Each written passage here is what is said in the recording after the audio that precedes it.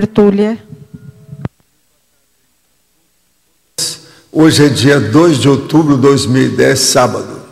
O verbete é o 1709, 4 páginas, 43 logias de 16 máximos. Esse verbete tem 11 máximos na divisão detalhismo. Agora, o tema, parapercepção impressiva. A especialidade, autoparapercepciologia. Definição. A parapercepção impressiva é a identificação objetiva da presença de determinada consciência junto, contígua, no olo pensênio intrafísico, no estado da vigília física ordinária, por parte da consciência lúcida com autoparaperceptibilidade, de maneira confiável, indubitável. A atenção à modificação inusitada nos rumos da autopensenidade, resultando de influência externa. A parapercepção das alterações holopensênicas promovidas pela consciência recém-chegada. A identificação do holopensênio específico de determinada consciência. A amaurose e a surdez paraperceptiva. A dedução paraperceptiva por meio das reações no organismo. As impressões físicas derivadas dos paracontatos. As parasensibilizações somáticas promovendo as sinaléticas energéticas e parapsíquicas. Os indicadores da parapresença. A sensação sonora das energias conscienciais. A imagem mental de paravisual desconhecido. Ainda tem mais coisa ainda. Agora, na acabativa tem a remissiologia, 15 itens que nós destacamos. Atitude parapsíquica passiva. Autolucidez parapsíquica, multidimensionalidade consciencial, para-realidade, sinalética parapsíquica. Frase enfática. O parafenômeno simples da parapercepção impressiva, múltiplas vezes, é o primeiro passo para a abertura parapsíquica da consciência lúcida a caminho da condição da autodesperticidade. Você vivencia a parapercepção impressiva? De qual natureza? Sadia, doentia ou ambas? Agora a pergunta. Em minha família, todos costumam relatar ter visto ou conversado com parentes já dessomados pouco antes de dessomarem. Em geral, elas não parecem se dar conta de que aqueles com que viram já não se encontram vivos. E nós costumamos não contestá-los. Isso aconteceu com meus avós e meus pais, todos se mostraram inicialmente surpresos, e em seguida felizes com quem reencontra uma pessoa querida que não vê há muito tempo. Seria esse fenômeno algum tipo de parapercepção?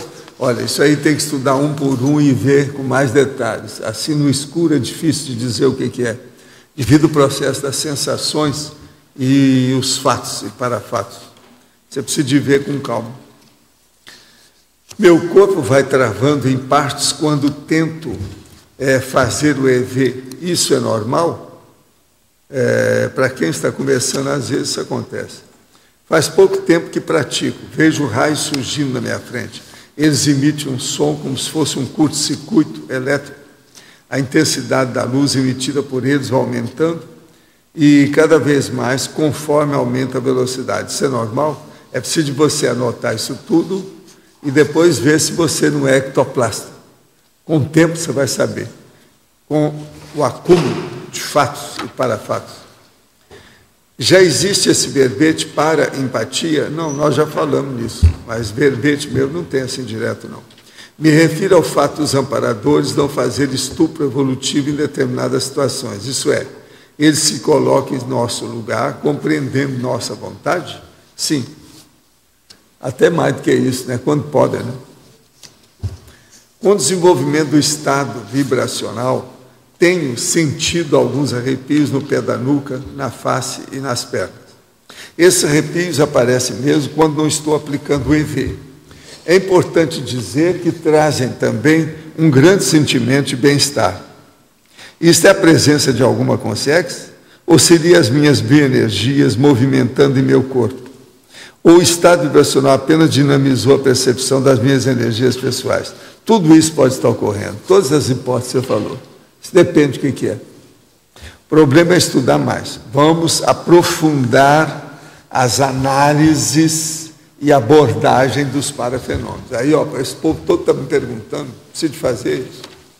A parapercepção impressiva seria apenas quando a pessoa tem uma convicção íntima e inexplicável da presença de uma consciência. Não, é explicável às vezes, não é só inexplicável, não. Ou ainda é a percepção impressiva quando ela conclui isso pela ativação, por exemplo, da sinalética do ouvido. Também é, a sinalética toda entra nisso. Mas não é. Com o passar do tempo, a pessoa tem certeza do processo impressivo. Poderia aprofundar o binômio ectoplasmia-clarividência? O problema é o seguinte, com a pessoa ectoplasta e com a ectoplasmia, às vezes a clarividência se torna praticamente consistente, como se a pessoa tivesse materializada na frente da gente. Às vezes isso é impressionante. Por exemplo, eu tive uma, depois da tertúlia aqui, agora essa semana, eu deitei um pouco para ter a minha siesta, que quando eu posso eu faço, e eu acordei, isso foi pouco antes das 3 horas. Agora, 3h12 eu acordei. Acordei e estava na minha frente assim, 3 consciências. Um homem, uma mulher e um rapaz, sentados. Agora, o melhor da história. É muito estranho isso devido ao processo da ectoplasmia. O que ele está perguntando, ectoplasmia, por isso que eu estou explicando. O meu quarto, o teto tem uma queda, ele não é plano, ele cai assim. E quando ele cai, tem um pedaço justamente que passa perto da beira da cama, que eu deito do lado esquerdo, com a graça, eu deito do lado esquerdo. Então, ali passa uma linha que muda o teto ainda mais baixo ainda. Então, vocês vejam bem, se eu estou em decúbito dorsal, quer dizer, com a barriga para cima, de costas, no leito, eu olho lá para cima, aquela linha vai seguindo pela parede afora, como se fosse apenas a perspectiva da coisa. Agora, por incrível que pareça, essas 3 consciências estavam sentadas como se fossem 3 carteiras, o homem, a mulher e o rapaz, naquela linha, na minha frente, direitinho, mas praticamente materializado. Eu olhei bem para ver se conhecia, não conheci ninguém. Agora encheu de energia e o negócio desapareceu. Então, veja, isso é a clarividência hipnopômpica com o processo de ectoplasmia. Agora, há muito tempo que eu não vejo isso. Quando a gente vê uma consciência, assim, bem nítida, já é uma grande coisa. Agora, você vê 3, 2, às vezes você vê por causa dos casais que chegam, etc. Do jeito que eu vi não faz muito tempo, a minha tia, depois que ela trouxe o marido dela. Eu falei aqui sobre isso. Mas, por exemplo, esses 3, um depois do outro, como se fosse uma carteira. Agora, eles só olharam para mim, como se tivesse assim, para escrever, ou qualquer coisa, estivesse estudando, pesquisando. Agora, o que é interessante é a orientação da perspectiva perfeita onde eu estava. Agora, veja, isso não tem nada a ver com a minha cabeça. Nada. Eu não vou criar uma coisa dessa, o negócio está ali, palpável, concreto, não tem saída. Agora, ultimamente, eu estou um pouco assim, agudo, nesse processo da clarividência hipnopômpica. Eu nunca tive isso na minha vida tanto, do jeito que tem. Agora, esse ano, eu estou com isso a mais. Fui falar com a minha mulher, falei assim, você não está preparado para morrer, não, né? É isso que está acontecendo. Qualquer coisa, ela leva para esse lado. Eu falei assim, não tem nada que ver. Agora, um banho de energia é impressionante dessas coisas todas, tudo positivo. Agora, eu fiquei só de olho, marquei bem as caras, porque se eu ver de novo, eu vou saber quem é. Eu não sei. Tem alguma coisa a ver com a acumulação no quarto? Porque mais tempo morando lá, mais energia, ou não tem nada a ver? Não, isso facilitar ajuda, a ectoplasmia. Mas toda hipnopômpica é desse jeito. Eu tinha isso no Rio, tinha isso em Uberaba. Todos os lugares que eu passei, eu tive isso. Agora, aqui é mais forte. Talvez seja comigo também, né? Devido ao processo, eu estou muito mais intenso agora. É uma beleza a hora que eu não preciso de viajar e dar curso.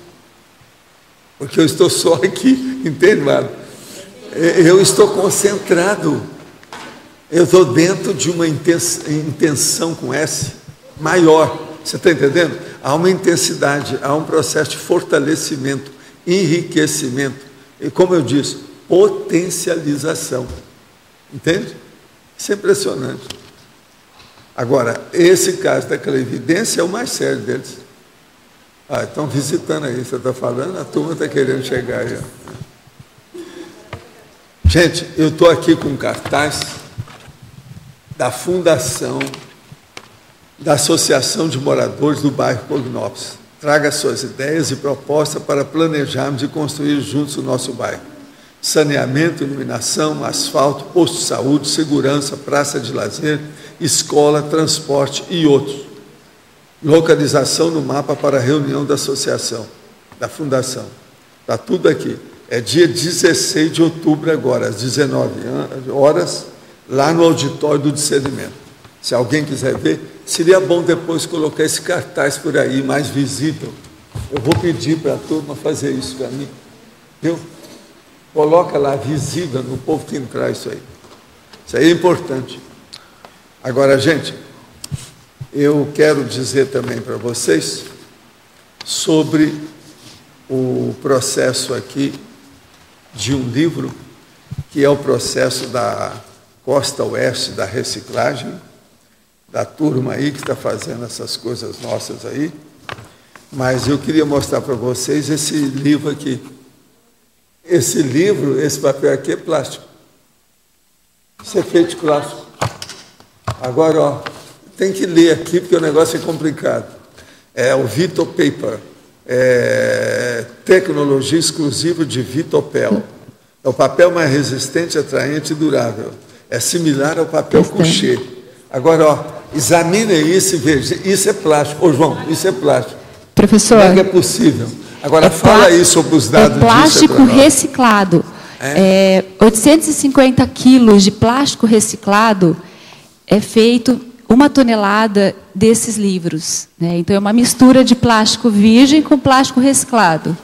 Então, assim, o PP, a PET, que são aqueles pacotinhos de bolacha, tudo isso é triturado, lavado, misturado com virgem e é transformado nesse livro.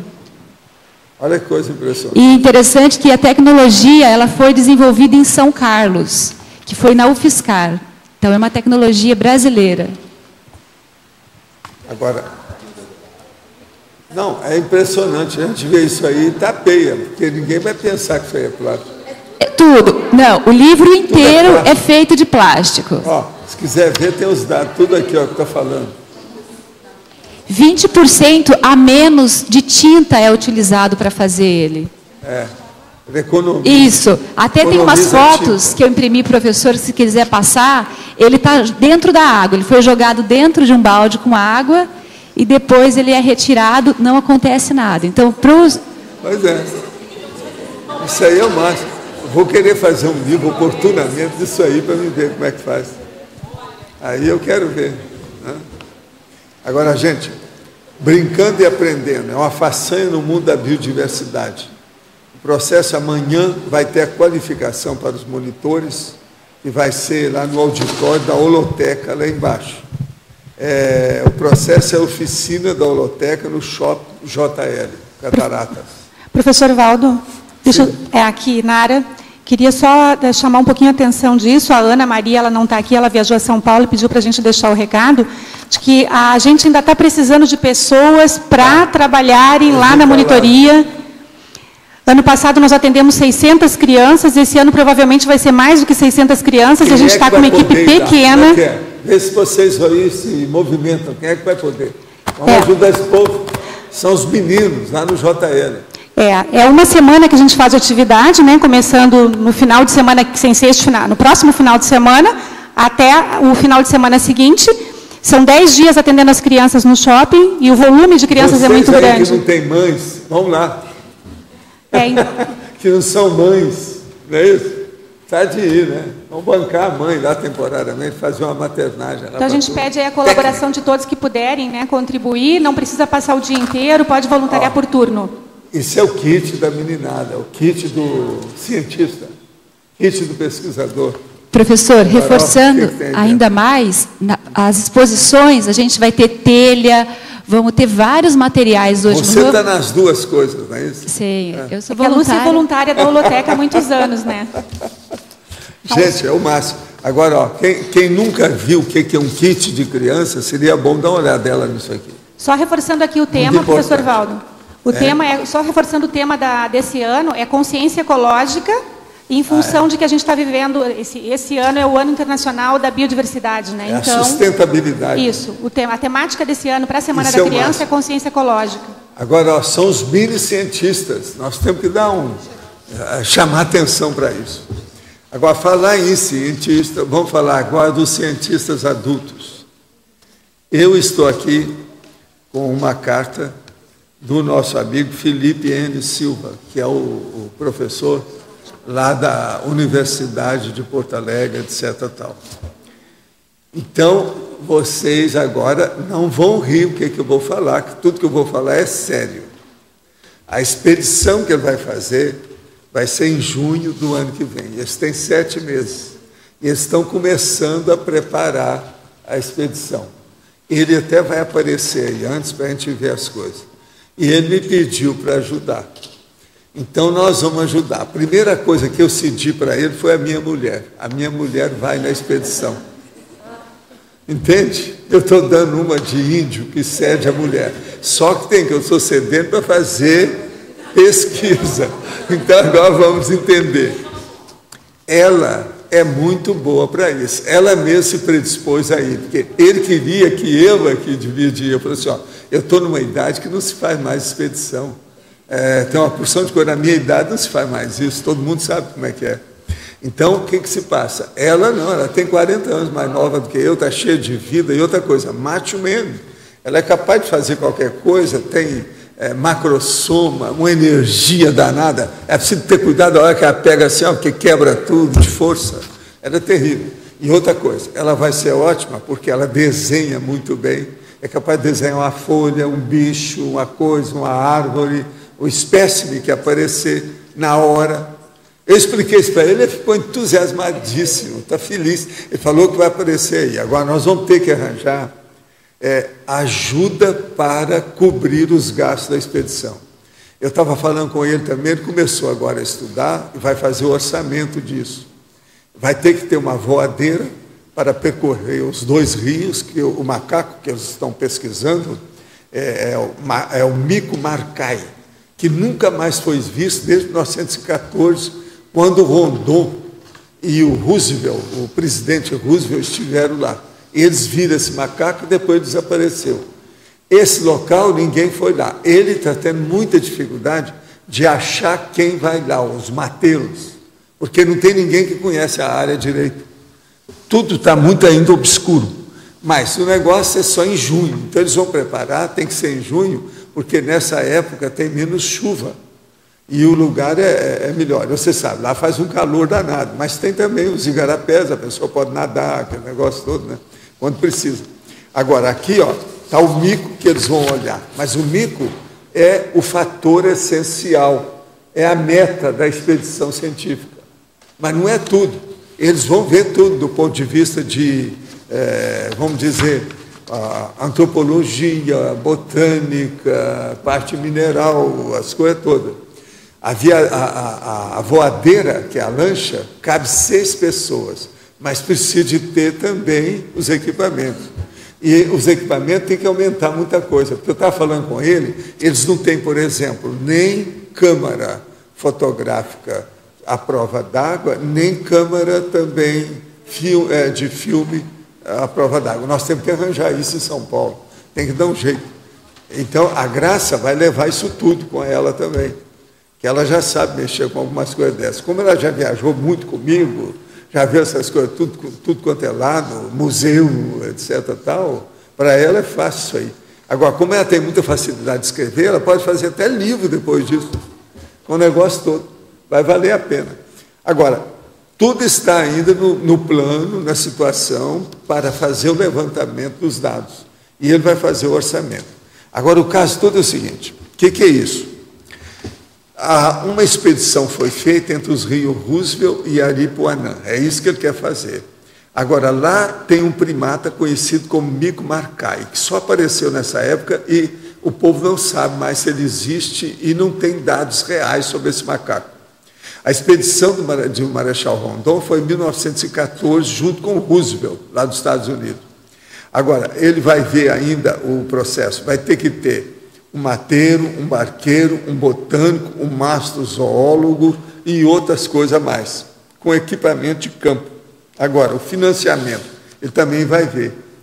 A Primate Conservation falou que financia até $5.000. Isso não adianta nada, tem que arranjar muito mais do que precisa lá. Agora, a época é junho de 2011, por causa da diminuição das chuvas na região. Agora, aqui ó, tem um mapa do local e tem uma foto também que mostra, na época de 1914, que eles tiraram a expedição científica Rondon-Roosevelt. E tem um negócio.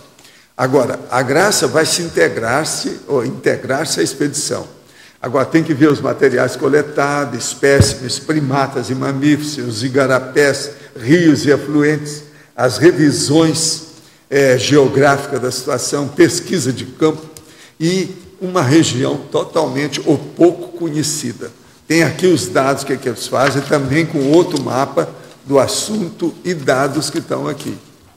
De modo, se vocês aí tiver alguém que tenha ideia ou qualquer coisa, ou que queira ajudar, qualquer coisa nesse sentido, eu vou falar com amigos meus para ver se nós juntamos aí para ajudar e financiar também o processo dessa expedição. Valdo, tem duas empresas que têm interesse em fazer esse marketing, ter essa imagem, a Natura e o Boticário.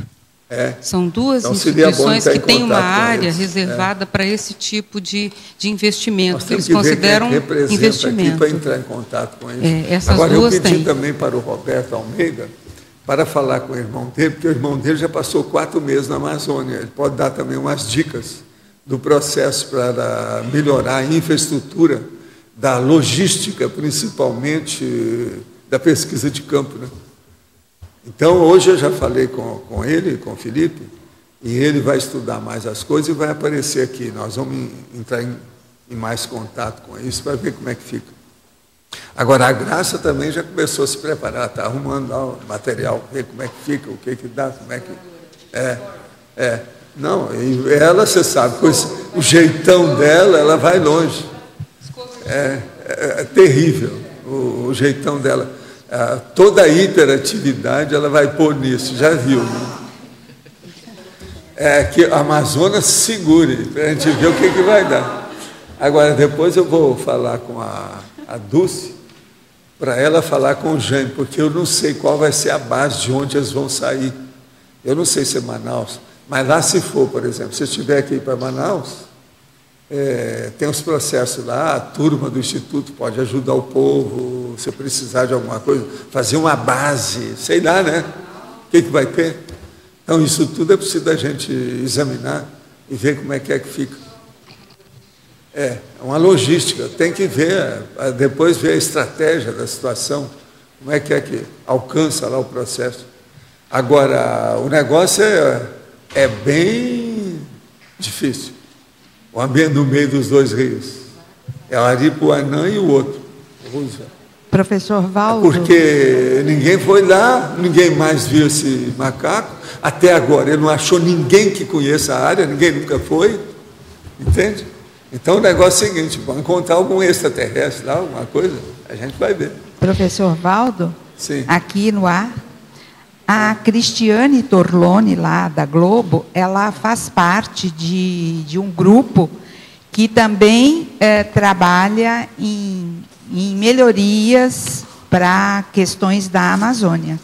Então, poderia ser também um caminho. Tem um monte de gente, vamos ver quem é que pode ajudar aí. Eu, pelo menos, estou falando aqui, online, vamos ver o que é que vai dar, né? Você queria falar alguma coisa? Queria. Quando o senhor, anteontem, quando o senhor mostrou o documento e os papéis que esse primatólogo trouxe, o senhor falou que você nunca tinha pegado uma documentação com tanta energia. O senhor pode falar mais sobre isso? Eu descobriu qual que é a fonte dessa energia toda, de onde veio? Quando eu era garoto, o lugar que eu tive mais foi no meio de mato. Muito embora eu não fui criado em fazenda, mas a minha cidade tinha 5.000 habitantes, 4.000 habitantes, sei lá quanto, era muito pouca gente. E a gente vivia no meio do mato mesmo. Agora, é tanto que os meus colegas do meio do mato, a maioria morreu. Morreu com vermes e outras coisas mais, por causa da falta de... Eu fui mais eu, porque era filho de professora, filho de dentista, isso me ajudou, eu tive mais educação, fui mais calçado. Esse povo andava sem calçado, sem sapato, sem nada, entende? Então, você veja bem, aos 9 anos, mais ou menos, eu participei de uma dessa para pegar uma onça jaguatirica. Eu já falei isso aqui. E a gente achou a onça jaguatirica junto de uma lagoa. E outra coisa, eu já não tinha medo para nada disso, avançava na situação, ajudei os homens todos, eles me permitiram ir. Eles me tinham, porque eu conversava muito igual para igual. Então, com esse povo, eu conversava como adulto. Agora, outra coisa, quando eu fui para Uberaba, para estudar o processo de história natural, tinha o professor Carlos Pepe, que a gente saía 4, 5 horas da madrugada e fazia excursão em Uberaba, no meio do mato, aquela coisa toda. Então, colhia, por exemplo, fizeram uma coleção de borboletas impressionante, e uma porção de coisas assim, examinavam os coleópteros, processo de planta, minério, tudo isso. Nós fizemos uma série dessas excursões. Agora, o processo, então, outra coisa, eu vivo no processo de mato. Eu já mostrei para vocês a minha casa, por exemplo, que é a Casa da Graça. Olha o problema da Graça com bicho. Ela que está em todas isso aí, o processo todo de associação. Eu, por exemplo, já desde São Paulo, eu já tinha contato com os processos lá da associação que cuidava de cachorro, gato, aquele negócio todo de São Paulo. Você está entendendo? É a minha área dentro disso. Eu mesmo já falei que eu tenho uma certa, assim, um holopensene com o mar, com o processo da mata, entende? Eu, às vezes, vejo essa mata, me dá uma vontade danada de entrar lá. Ainda agora fizeram uma entrada lá, que você vê que tem uma clareira lá no meio. Eu passo lá de carro, dá uma vontade de parar lá com o negócio para entrar. Eu tenho isso comigo. Agora, o que se passa? Eu sinto a energia do processo da natureza. Agora, o maior feito nessa área que eu particularmente tenho foi o caso do xamã que eu encontrei, o tal que eu via, fazia assim, ó, julgava energia, aquilo é estado vibracional, julgava energia assim com a ectoplasmia dele e a cobra parava no ar. Eu vi. Agora, o que se passa? Ele achou que eu era superior a ele nas coisas todas que eu devia de viver com ele, esquecer a escola, esquecer de estudar, vamos para o mundo, nós temos que trabalhar com isso. Isso era o xamã. Foi um custo para eu ficar livre desse homem. Ele ficou atrás de mim de tudo quanto é jeito, tentando me seduzir para ir para o meio do mato com ele. E olha, ele depois sumiu, ele foi para Goiás, isso foi lá em Uberaba que eu estive com ele nessa ocasião. Eu era rapaz ainda, rapazinho. Na ocasião, quando isso aconteceu, eu andei com ele em vários lugares, a gente viu as coisas no meio do mato. Então, eu sei como é que é isso. Você está entendendo? Eu sinto o processo. Outra coisa, meus negócios, por exemplo, o caso lá que aconteceu comigo nas Filipinas, a hora que eu fui à noite no restaurante, falei, não, eu vou embora para o hotel, aqui tem alguma coisa que vai acontecer aqui, eu não estou me sentindo bem. Isso é a sensibilidade do mato. E quando chega de madrugada, eles me chamam, tinha estourado um vulcão lá, e nós todos vimos o vulcão, e olhando o negócio, a olho nu, você viu o povo saindo de barco, aquela coisa toda, e saiu até, por aí afora, tem noticiário internacional, todo lado, o estouro do vulcão. Mas tem algum aspecto assim mais relevante que o senhor identificou nesse material que o senhor recebeu desses primatas, dessa pesquisa? Eu queria ver quem é que estava atrás, não tinha... É só o material. É só o material. O material estava energizado, que veio de Kyoto. O negócio todo, aquele monte de material, tá agora, foi tudo lá para a holoteca. Agora, eu pedi, Nara, vamos fazer uma exposição disso. Uma exposição bacana, porque ali tem muito material, material de diversas partes do mundo inteiro. Agora, o que eu vejo é isso. Eu tenho um rapport com essas coisas. Você está entendendo? Eu sou um bicho, eu sou um animal, eu sei. Você está entendendo? Eu reconheço, por causa do processo de energia. Agora veja, olha só, o tal mal que é o homem que mais me ajudava extrafisicamente, em matéria de energia, durante décadas. Aí, o problema dele é de energia com o processo da natureza. Ele trouxe, me apresentou a Rose Garden, que eu não lembrar, não sei quem é gente conhecida nossa do século passado. Ela é que orienta as nossas coisas aqui, praticamente que orienta o CAEC, desde que ele foi embora e renasceu na China. Outra coisa, quando eu fui lá em Aracê, que estava com problemas, negócio todo para desenvolver aquela coisa toda, apareceu uma concierge junto com o enumerador que ele tinha trazido e deu orientação para fazer o serenário. Eles demoraram 2 anos, tiveram um monte de problema porque não fizeram o serenário do jeito que eu tinha falado para fazer. Quem fez aquilo foi a Heliotes. Eu dei o nome de Heliotes, devido aos pinos Heliotes que tem lá. É uma senhora fora do corpo, que é amiga da Rose Garden, que a gente chama de Heliotes. Agora, a Heliotes é que tinha também dado orientação, porque eles me deram o negócio, eu escrevi assim, fiz uma parte e falei para eles, vocês têm que fazer isso o mais depressa possível, que vai, vamos dizer, dinamizar, potencializar o trabalho aqui. Eles demoraram 2 anos, tiveram problema 2 anos, porque não fizeram. Quando eles fizeram, o negócio deslanchou lá. Porque o que me chamou a atenção foi o fato de você ter ressaltado, falou que há muito tempo, ou sei lá, durante, eu acho que boa parte da sua vida, o senhor nunca tinha pego um material com tanta energia. Nunca, não. Material físico, então, olha que eu tenho feito psicometria desde garoto. E o senhor recebe muito material? Aqui no mundo inteiro, tudo quanto é lado que eu passei, até na África. Então. Presta atenção, nunca eu vi uma coisa tão forte. Agora, o que se passa? Foi Kyoto que está mexendo com o processo de ecologia.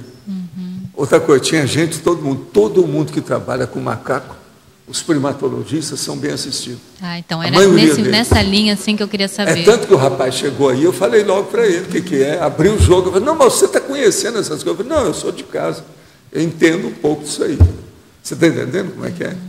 Agora, o que eu vejo é o seguinte, uma expedição dessa pode trazer uma série de ideias boas. Eu mesmo vou aprender uma coisa com isso, vou me atualizar, certas coisas que tem. Porque é muita coisa que pode ser feita.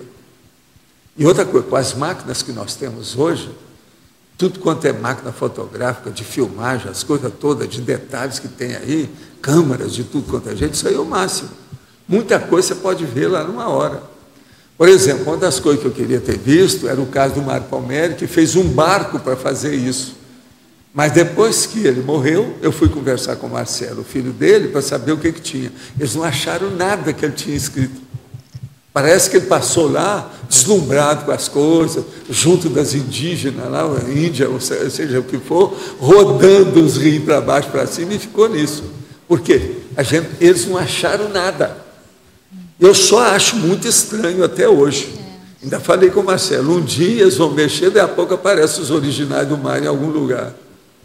Porque ele fez um barco de propósito, tudo específico para fazer pesquisa na Amazônia. Entendendo? Passou lá uma boa temporada. E depois, ele vem com material, ninguém nunca achou nada do que ele fez. É estranho, né? Isso é o Mário. Então, meu amigo lá. Então essa energia toda que o senhor percebeu tem em relação com a assistência que o projeto está recebendo, né? Nesse sentido. Isso tudo tem muita assistência. É aquilo que no Oriente eles chamam dos devas. Você sabe, a gente mexe com bicho aqui de tudo quanto é jeito. Aí mesmo tem um canil. Nós temos aquelas... O povo chega e fala assim, mas vocês ficam guardando os bichos tudo dentro de jaula? Eu assim, não é, aquilo ali é hospital. Quando ele está lá é porque não pode sair, é o passarinho, é um gato, um cachorro, precisa. Esses anos todos nós temos feito isso aí. Sempre foi assim. Valdo, o que nós vamos fazer? Esse xamã que ajuda aqui, que ajudou nas coisas conosco lá no Paraguai, tudo, ele também tem envolvimento direto com esse tipo de projeto? Tem, mas esse aí tem muita experiência da área aqui. Esse aí corresponde àquele cara, meu amigo, lá de Itacoatiara. Por exemplo, Itacoatiara. Vocês olham bem o que é Itacoatiara. Isso aí é que mostra o meu negócio com a natureza, como é que é. Demoro uma temporada, alguns meses, até descobrir qual era o local que eu ia comprar Itacoatiara. Então, eu vi ao todo, naquela ocasião, 19 imóveis. E resolvi comprar um. Paguei à vista, aquele negócio tudo na hora. Agora, isso depois de alguns meses examinando. Entende? Agora, o que é que eu comprei? Comprei uma casa, você chegou a estar lá. Agora, o que se passa? Era uma casa junto da prainha, a praia menor, junto ao mar, e o negócio que sobe dentro de uma área não edificante, de muitos metros, muito comprida, e um negócio grandão. E tinha sido feito por um homem que morreu, eu comprei da viúva dele, que era um alemão, e a casinha pequenininha, mas muito bem feita, ajustada lá em cima. E o meu plano era fazer uma mansão com a piscina na pedra, lá, porque lá tem uma pedra. Então, a piscina na pedra, tudo fechado, etc. Abri quando precisasse, fechava. E fiz até o plano da casa, junto com um engenheiro chamado o Dr. Pardal. O nome dele era Pardal mesmo. Não é o negócio de Walt Disney, não. Era Pardal. Agora, o que se passa?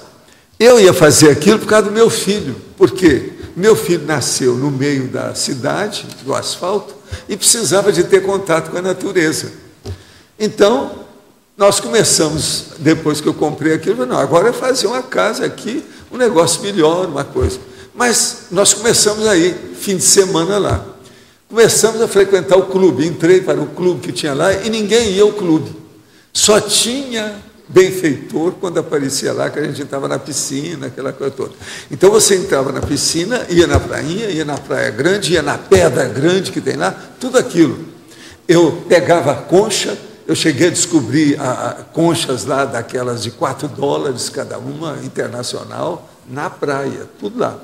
Agora, vinha uma opção de coisa nesse sentido, participamos dos processos da SUAME, que era a Sociedade dos Amigos da Natureza lá, da ecologia e tal. Agora, então ficou aquele plano de fazer, mas lá pelas tantas, eu comecei a viajar, o Arthur também não se interessou mais pela natureza, porque nós já tínhamos feito tudo quanto era experiência lá dentro, entende? Então aí já não estava mais interessando, ele já tinha contato com tudo. Para vocês terem uma ideia, eu, um dia trabalhando lá com as coisas, peguei um herpes zoster no traseiro, nas coxas. Numa das minhas coxas, porque eu sentei na pedra, e o negócio me deu herpes zoster. Aquilo dói que é uma loucura, principalmente no traseiro. Foi lá em Itacoatiara, por causa do processo nosso, da gente trabalhar com a natureza. Outra coisa, foi lá que eu subi e vi mais de 200 tiu, esse TU, aquele lagartão de rabo comprido, lá em cima, no Morro das Andorinhas, que é o morro onde a gente está. Você está entendendo o que sobe? Então, isso tudo foi experiência, mas o melhor não foi isso. O primeiro dia que eu vou dormir nessa casa, saio do corpo quando está aquele homem, quase 2 metros de altura na minha frente. Fala assim, olha aqui, professor, eu é que dirijo essa área.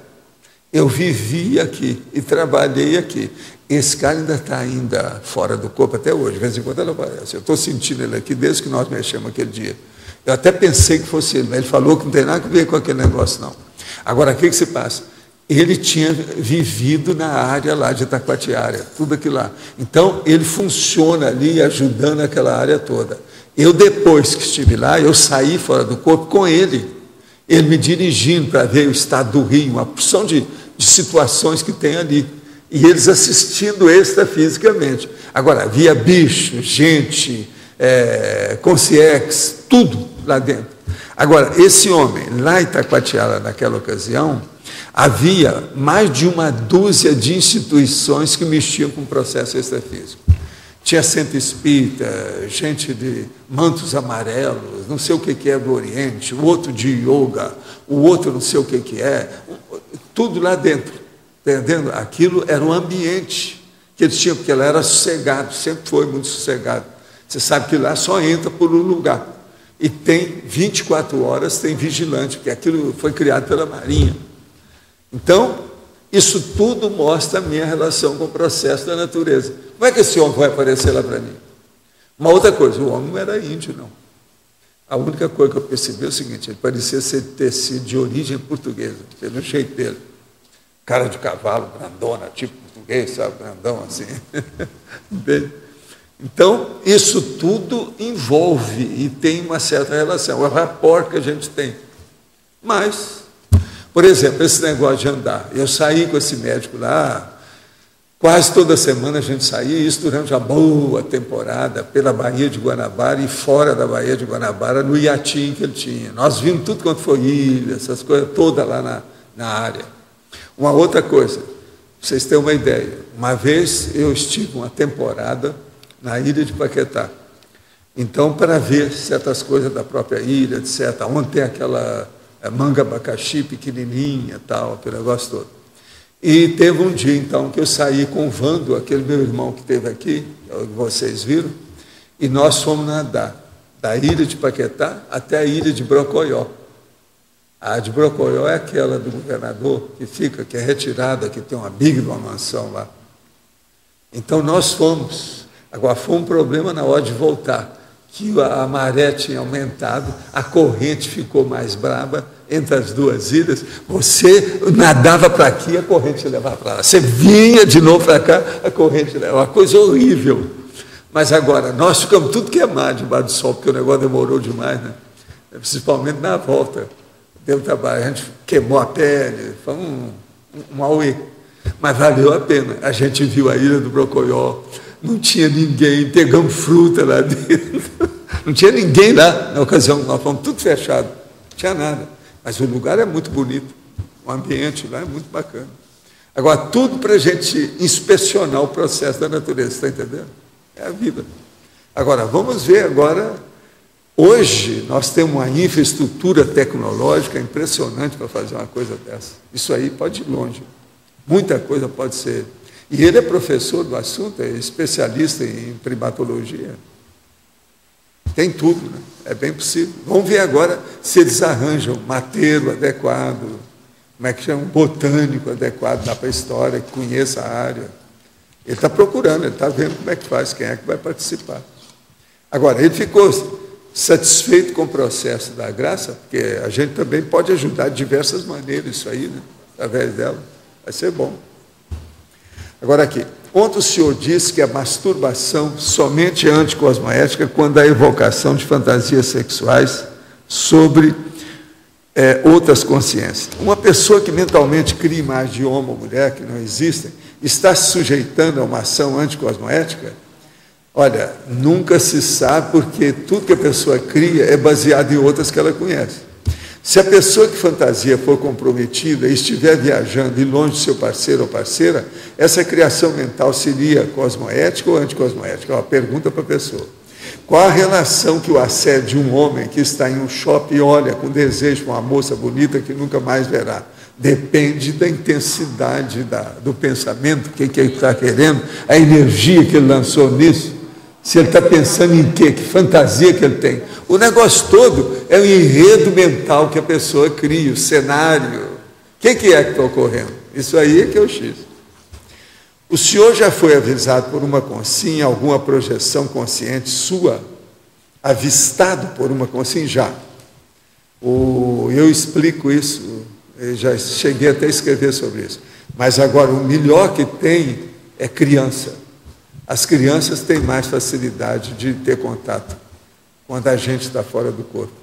Agora, eu já tive problema com isso, porque eu fiquei com um problema difícil, que é o seguinte: a criança me viu, começou a falar as coisas todas, e a mãe não entendeu, então a culpa fica um pouco da gente. E outra coisa, eu não sabia onde é que estava aquele povo, como é que era. Para localizar foi um problemão. Isso tudo já aconteceu comigo. E a criança vê a gente. A criança viu, o brinquedo caiu assim na hora, a hora que me viu e começou a falar as coisas todas, o problema todo. Me descreveu para a mãe com o negócio todo. Agora, é lógico que essa criança, o que é? É um epicentro ectoplástico. De alto poder, porque ela pegou a minha energia junto com a dela, por isso que ela pôde ver o negócio. Então, quando pega-se no meio, a criança é mais fácil a gente ver. E outra coisa, a criança não mente. Se você está fora do corpo E ela está aí com uma pessoa adulta, e ela começa a descrever você direitinho, e comigo, você sabe, tem umas coisas que são bem características. Mas não, ele parece o Papai Noel, está com a barba assim, olha lá como é que é. E olha, ele está falando alguma coisa, ele está falando. E aí é um problemão. De modo que essas coisas ocorrem. Agora, ó, não é fácil isso não, mas isso é possível. Gostaria de lhe propor uma sugestão para arrecadar fundos para excursão no Amazonas. Promover uma festa de Réveillon no discernimento com custo de R$100 por pessoa, incluindo a ceia do CAEC e o transporte para os 48 hóspedes do Village. Para tanto, topa organizar uma festa com o título Celebration Madagascar e com DJ Dance Pop ao modo de Réveillon de 2009. Podemos, assim, integrar alegremente os pobres residentes que ficam de castigo em Foz nesse período, além de celebrar com as pessoas novas que chegaram, familiares, amigos que gostam de dança em um ambiente familiar. É a graça que está falando. Pois é, o problema agora é ver, né? Se a turma do discernimento quer isso, está na hora de ver. Pode arranjar os fundos. Hein? O que você acha? A gente topa a parada, só precisamos de ajuda aí, né? Acho que a Graça tem nos ajudado também já no último Réveillon. Podia ver quem tiver interesse de participar, né?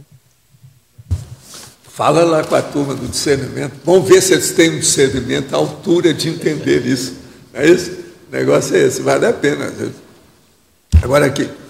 Em Parafatologia, página 25, segunda linha de baixo para cima. É citada a hiperativação de chakra específico. Recentemente, comecei a sentir o fronto chakra com muita intensidade, parecia uma veia latejando. Tentei pensar nas situações em que isso vinha ocorrendo e no que havia pensado antes disso, mas não consegui entender. Há 10 dias aproximadamente, não sinto mais nada. O que pode indicar essa ativação tão intensa no fronto chakra? Isso aí é o desenvolvimento da clarividência. E é justamente isso que você falou. Que uma intensidade parecia uma veia latejando, parece que lateja mesmo. Isso faz parte do processo. Agora, isso é desenvolvimento do fronto chakra, da clarividência. É aquilo que o povão chama de terceiro olho. O negócio começa desse jeito. A Concierge Bezerra de Menezes é um exemplo de guia cego? Sim. Pergunto isso em função de fenômeno de psicofonia ocorrido no 3º Congresso Espírita pelo médium Divaldo. O senhor tem sempre colocado que eles são uma seita, que pararam no tempo. Então, fico a pensar se não há alguém que possa se aproveitar disso. Um exemplo é o caso dessa Concierge que cita no início da pergunta. No início, a Concierge. Pois é, não. O caso é que o doutor Bezerra de Menezes, o povo que se comunica por aí, já no movimento espírita, há 44 anos, ele já falava que tem mais de uma centena de concierges que aparecem com o nome dele e o jeitão dele. Isso aí acontece nas vidas de família, de modo que a gente nunca sabe aonde ele está atualmente. A situação é diferente. Agora, é uma seita cristã. Não deixa de ser cristão, que eles mesmos fazem questão de ser, mas é uma seita, não há dúvida que é. E toda seita, como toda religião, tem guia cego, não tem técnico para... Como é que é? Vocês já pensaram que apareceu uma concierge assim, igual esses técnicos que falam aqui para nós, explicam tudo e tal, aparecer no movimento espírita, vamos lá, isso é assediador, hein? Cuidado, está contra a federação, está contra as coisas do espiritismo. Mas não tem ambiente, por isso que é guia cego, tem que ser, não tem outro jeito. Como é que fica? Uma vez o tal Mal chegou para mim e falou assim, olha, é uma pena, mas eu não posso falar essas coisas aqui, porque senão eu vou te criar problema. Eles vão achar que você está assediado. Isso é o tal Mal para mim, na ocasião, no movimento espírita. Ele queria falar umas coisas mais avançadas. Eu mesmo falei, era o caso de falar. Eu falei assim, mas não posso. Se falar aqui, como é que vai ser? A mesma coisa aconteceu com o André Luiz. Era o jeito, tudo... Você está entendendo? Tem uma raia ali, tem que ir até aquele limite, não pode passar. Tudo já está arrumadinho, é o dogma, não tem saída. Então é um problemão. Por exemplo, o que o tal Mal queria falar eram umas bobagens de Allan Kardec, Quem tem pronome? Não tem jeito. Como é que ia falar? Tem muita bobagem. Você sabe que os livros de Allan Kardec falam em miasma, né? Eles têm mais de 1,5 séculos. Miasma. É duro, né, de pensar mesmo. Agora, ó, quem é que está estudando, então, a parapercepção impressiva? Aqui no ar. Sim. Aqui eu vejo que em trinomiologia, na minha página 27, você colocou 3 linhas aqui de sequências de desenvolvimento, né? Trinômio EV, arco voltaico, central extrafísica de energia, a psicografia. Qual dentro dessas 3 que se enquadra a mega euforização? E onde que ela entra? A mega euforização, ela entra no top dessa história, porque é quando a pessoa se sente bem. Outra coisa, o EV é a manifestação técnica do processo. Você tira, opõe, ajuda, faz. O arco voltaico é um processo de ajuda terapêutica. Então, é diferente. A central extrafísica de energia, você está apelando para alguma coisa que você precisa. Tá certo? Agora, veja, a mega euforização, não. Você já conquistou isso. Você está feliz com a história. Então, é um processo de harmonia, de equilíbrio. A tendência é essa. Ela teria mais relação com a central? Ela serve como terapia, mas não foi feita para isso em primeiro lugar. Mas ela teria relação mais específica com alguma central? Por exemplo, da fraternidade? Não, aí a central depende. Você está fazendo uma mega euforização, pode ser só sua, pode ser do amparador junto de você, pode ser da central, pode ser uma série de condições. Eu estou vendo que tem alguém aí perto de você hoje. Como é que é isso? Hoje é sábado, por isso hoje que ela teve pôde que vir. Estou pagiando. Não tem compromisso nenhum. Você não está viajando para São Paulo, nem nada. Hoje está aqui, é isso? Não. Você precisa de prestar atenção em tudo que nós estamos falando. Ela está anotando tudo aí? Ah, sei. Alô? Esse sábado eu não estou viajando. Ah, é? Sábado? Não. Aonde ela vai agora? Onde é que você vai? Lugar nenhum, eu acho. Ah, não? Então tá certo. Tá bom.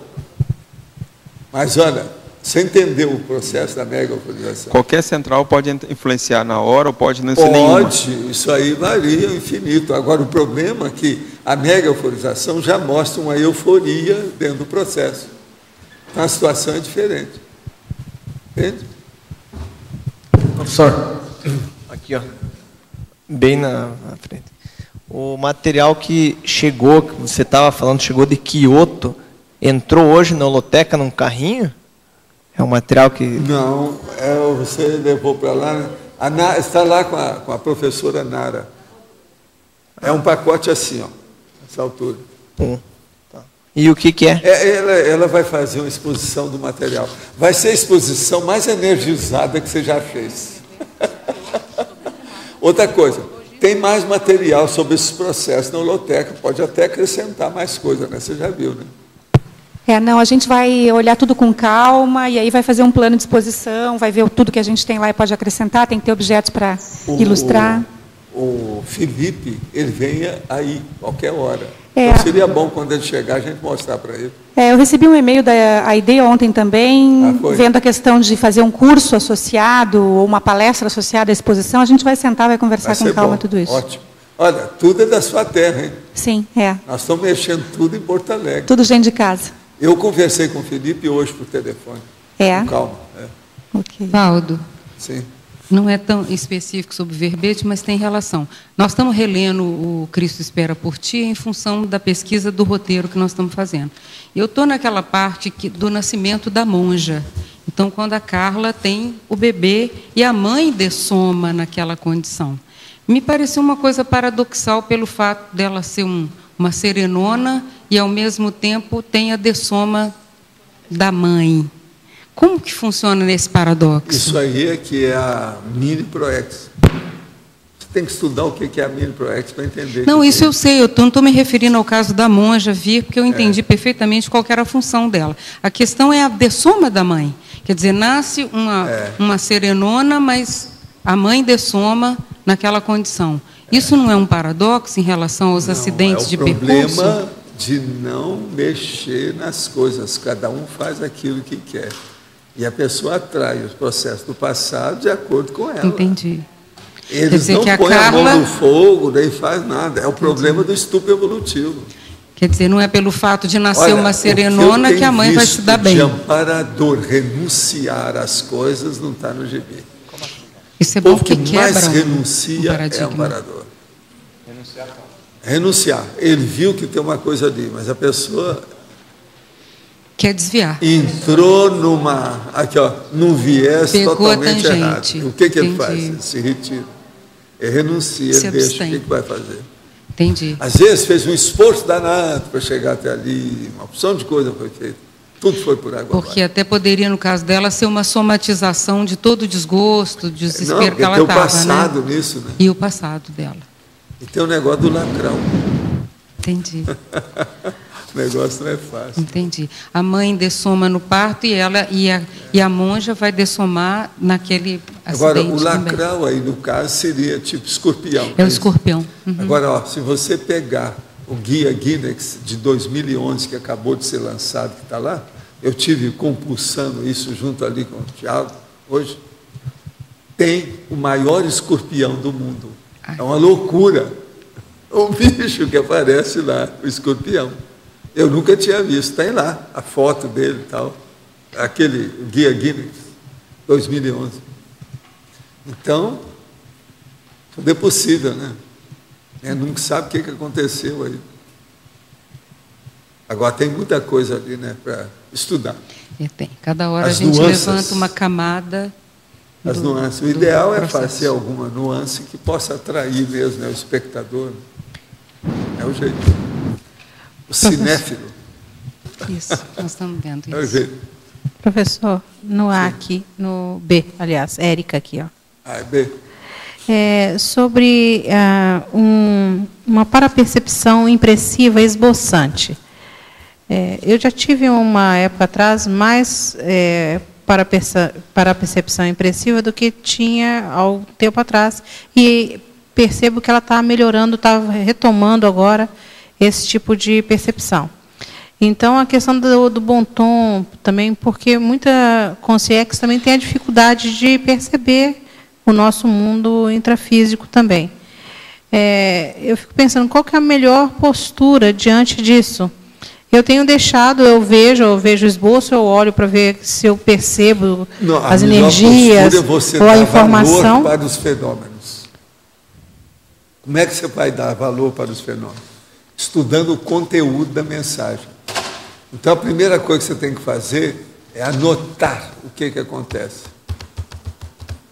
Por exemplo, eu, com toda a minha experiência, esse negócio todo, essa clarividência, por exemplo, que eu fiz, que é totalmente inédita, aí, de ter visto as 3 consciências assim, eu anotei tudo e fiz um desenho, guardei, data, todos os detalhes, o que é que eu estava sentindo, a posição que eu estava, o horário que foi, tudo eu anotei. Eu não sei o que vai acontecer amanhã. E é um negócio, gente, simplesmente impressionante isso. Certo tipo de clarividência é mais bacana do que a minha televisão enorme. Eu tenho uma televisão lá enorme. O que eu vi é muito mais nítido, mais claro que a televisão. Isso é impressionante, esse tipo de clarividência. E outra coisa, a hipnopômpica, você ainda está um pouco descoincidido. Então a energia funciona mais, a coisa fica muito mais nítida. Consegue plasmar o processo melhor para a gente ver. Então a parapercepção é maior. Anota tudo, todos esses detalhes. Eu tenho muitas coisas anotadas através dos anos sobre isso. Agora, muita coisa eu aprendi fazendo essa conotação. Por isso que eu sempre recomendo a todo mundo. Registra. Vai acumulando, até depois você vê. Quando você vai dar um balanço, começa a aparecer as orientações. Esse é um caminho, é o jeito. Agora, conteúdo do fenômeno, da mensagem. Olha qual é a mensagem que foi dada. Não existe fenômeno à toa. Principalmente se tem amparador. Agora, como é que você vai saber se tem amparador? Se você receber algum banho de energia, confie no estudo. Você não pode ter qualquer fenômeno desse e depois ter uma ressaca energética. Aí é assédio. Não adianta fenômeno de assediador não resolve, você não evolui assim. Entende? Até que para quem é grosso, casca grossa, às vezes é um bom tapa na cara, mas isso a gente não recomenda, né? Não é ideal. O negócio é ter com o amparador.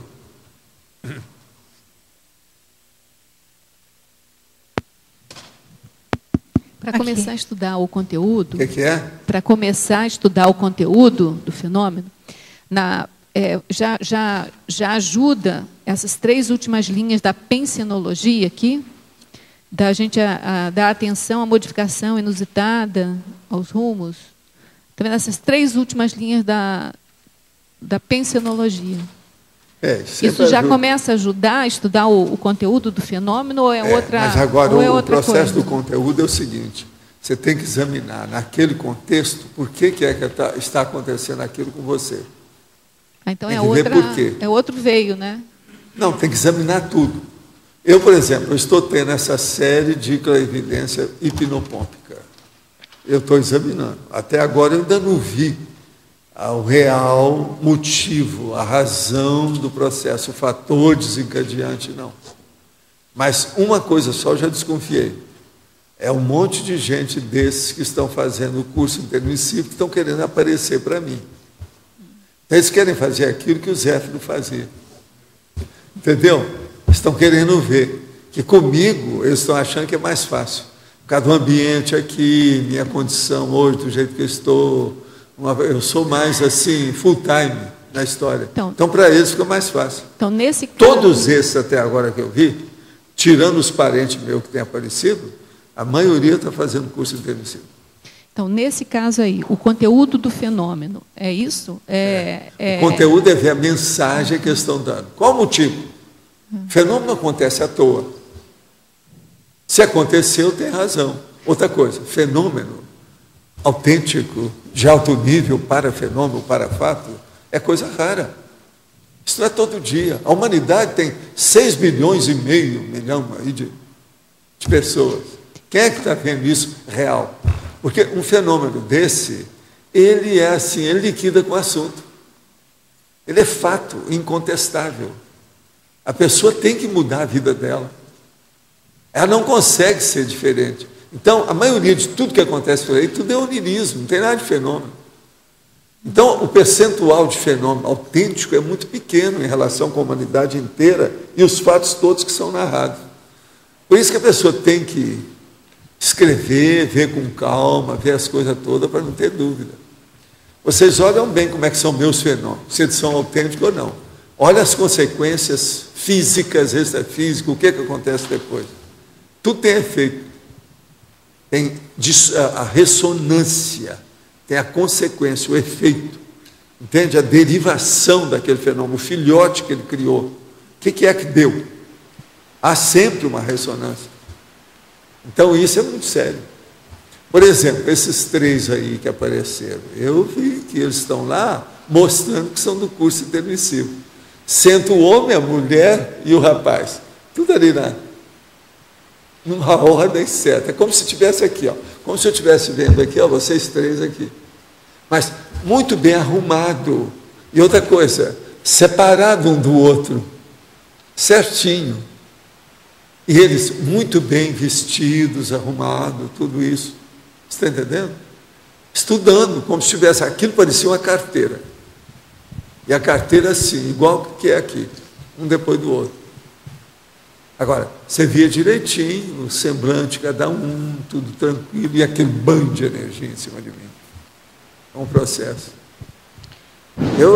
Quando acontece um negócio desse, eu exteriorizo a energia depois para agradecer toda a intenção, o trabalho que foi feito, tudo isso. Você sabe, o meu negócio todo, do jeito que eu lavo a mão, do jeito que eu bebo água, eu também exteriorizo energia. Você está entendendo? Isso é a minha vida o tempo todo.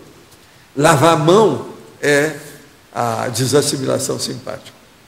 Agora, beber água é a assimilação simpática. Então, do jeito que eu lavo a mão, do jeito que eu bebo água, eu exteriorizo energia de tudo quanto é jeito. É a vida. Outra coisa, essa temporada toda eu tenho exteriorizado muita energia para o Brasil, para ver o que vai acontecer aí com essa eleição amanhã, etc. É a vida. faz parte do serviço. A gente não pode falar nisso hoje, só depois da manhã agora.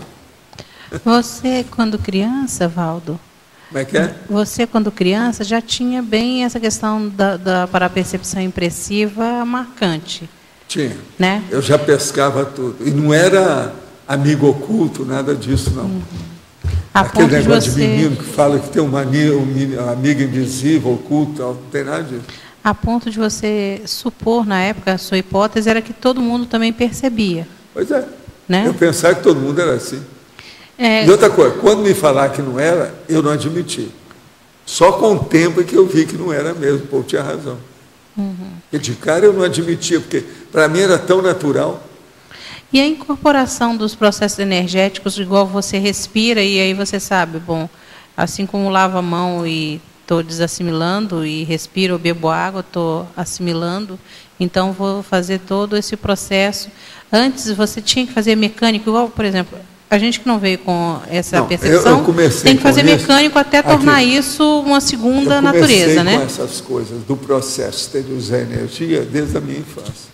Eu ainda estava em Monte Carmelo, antes de sair de lá, eu já fazia essas coisas.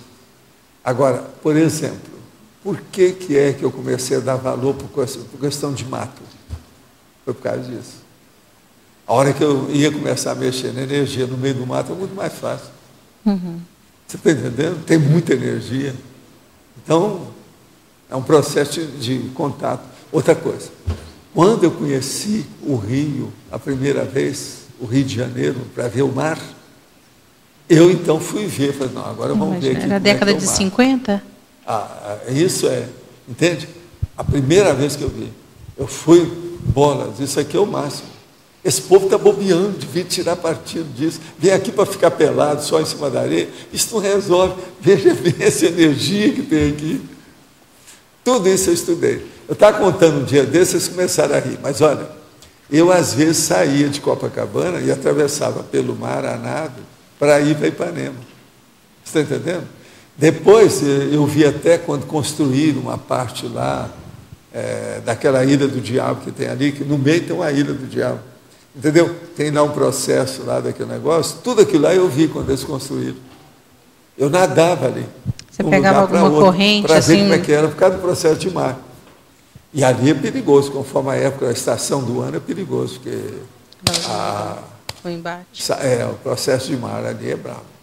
Sabe? A arrebentação é muito brava. Não é fácil, não. Agora, você veja, foi nessa ocasião que houve o negócio do bichinho lá, que veio a bicha, que eu gostava de ficar boiando depois da arrebentação. E veio, quando eu vi, estava aquele bicho na minha barriga, né? Riscou a minha barriga, eu falei assim, não posso ficar aqui, deixa eu ir embora. Mas enorme. Eu acho que a pessoa que era um cadáver, ou qualquer coisa, sei lá o que é. Era o quê? Uma gaivota ou o quê? Gaivota. Gaivota da boa. Daquelas barulhentas, aquele negócio. Agora, em cima de mim, assim, seguro, eu acho que eu estou fazendo alguma coisa errada. Nunca mais eu quis fazer nada depois da arrebentação. Porque eu gostava muito de boiar. Você está entendendo? É bom mesmo. E deixar o mar fazer de você o que você quiser. Você está entendendo como é que é? É o máximo isso aí. Você sabe que é um dos processos maiores para você fazer o relax. Eu aperfeiçoei muito o meu relaxamento através disso. No mar, o mar fazer o que quiser com você não é fácil. Agora, não é todo mundo que consegue fazer isso. Você sabe por quê, né? Por causa do corpo. Se há uma obesidade, certas coisas, o jeito da pessoa, como é que ela fica, tem dificuldade de boiar, para ficar certo assim. Eu conseguia boiar perfeitamente, sem problema nenhum. Esticando bem e tal, tudo certo. O que você queria? Valdo, no item tecnologia, você pode falar um pouco mais sobre a paratécnica do cultivo das para-amizades, por favor? A paratécnica do cultivo das para-amizades. O que é que eu faço? Por exemplo, chegou uma consciência na minha frente, eu dou valor para ela, seja ela quem for. Com isso, então, com o passar do tempo, o povo te dá valor. Extrafisicamente, eles vão te dar valor, porque sabe que você está levando aquilo em consideração. Eu não fico doido, eu não reclamo, eu não xingo a pessoa, não penso mal da consciência, nada disso. Isso ajuda, isso é a para-amizade. Você tem que cultivar isso aí. Isso acontece com todo e qualquer consciência. Seja quem for. É assim também que muitos daqueles que eram assediadores, hoje são amparadores comigo. Tem gente que era inimigo figadal, quer dizer, queria comer o meu fígado. Entendeu? Hoje não tem mais nada disso. Mudou tudo. Entende? Agora, tudo é assim, paulatinamente, né? Você tem que receber umas pauladas para aprender, aquele negócio todo. Entende? E acabou o inimigo figadal. Não tem mais. O nome é figadal. Na minha ignorância, eu achava que a para-amizade iniciava com a TENEPS. Não, a TENEPS é a parte técnica diária para o resto da vida, isso é outra coisa. Mas você tem que começar vendo tudo. O fenômeno está aí, é independente de TENEPS. Outra coisa, vai chegar um ponto que você vai fazer a TENEPS o dia inteiro. Como é que fica? Então, analogamente, eu posso pensar que no intrafísico, eu dar valor a todas as consins é a melhor forma de cultivar amizades. E a gente nunca deve desprezar ninguém. É aquilo que eu falo, aquela piada que eu falo. Não despreze aquele homem cheio de farrapo e sujo e até fedorento que apareceu aí na porta. Ele pode ser o J. Cristo. Isso é para falar para os fanáticos aí, a gente fala isso. Isso é coisa antiga. Entendeu? Gostaria de saber se podemos dizer que o parapsiquismo impressivo, dentro de um crescendo parapsíquico, é mais primário e impreciso, ou não? Ele seria apenas um tipo de categoria parapsíquica que possui sua validade? Não, ele é um tipo de categoria parapsíquica que possui sua validade. Mas veja, o que interessa é quem está percebendo, o perceptivo. Aquela consim que está percebendo a situação. Por ele é que a gente vai ver o que é o processo do fenômeno. Então, veja, o fenômeno impressivo, ele pode ser sempre, o tempo todo, positivo, de evolução, ajudando, fazendo assistência. Depende da pessoa que está percebendo o que ela faz com isso. Do ponto de vista histórico e evolutivo, ele é mais relacionado aos xamãs do passado ou teria outros grupos que possuem ele? Não. Ele é relacionado com todo mundo, porque isso aqui é um dos fenômenos mais superficiais de parapercepção que existe. Quer dizer, para fenômeno, para fato, é essa mediunidade impressiva, ou parapercepção impressiva. Ele é dos mais superficiais, mais primários, mais básicos de tudo. Tudo começa por aí. Em maio de 2010, entreguei meu carro para meu ex-novo vender e quitar. Na semana passada, descobri que o carro foi entregue a um atravessador que indevidamente repassou o carro adiante. Em consequência, hoje estou ciente que o carro está na posse de uma senhora disposta a arcar com as parcelas restantes. O fato é que o carro está em meu nome e ainda restam 30 parcelas a serem pagas. Devo colocar essa questão para ser resolvida pela polícia? Nessa hipótese, a senhora que está na posse do veículo poderá ser prejudicada, pois pagou os atravessadores pelo carro? Devo eu assumir o risco de confiar nessa senhora? Nesse caso, eu poderei ser prejudicada caso ela não deposite os valores das parcelas? De que maneira atuar com discernimento nesse caso, sem ser injusto ou covarde comigo mesma ou com outras consciências? Tem uma coisa que você não falou aqui, um advogado. Deixa um advogado intermediar esse processo para você. Põe um advogado nesse assunto. Ele vai lá, conversa com a mulher, acerta o problema, faz até, se quiser, um contratinho, né?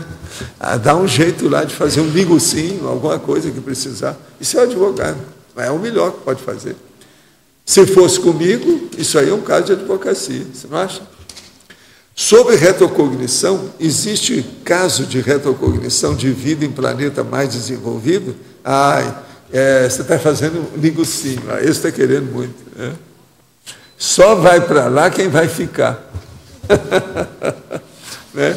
Vamos evoluir para a gente chegar lá, não é isso? O senhor acha interessante a título de pesquisa tentar localizar consciências extrafísicas em todos os ambientes, tomando os cuidados necessários para se evitar o assédio?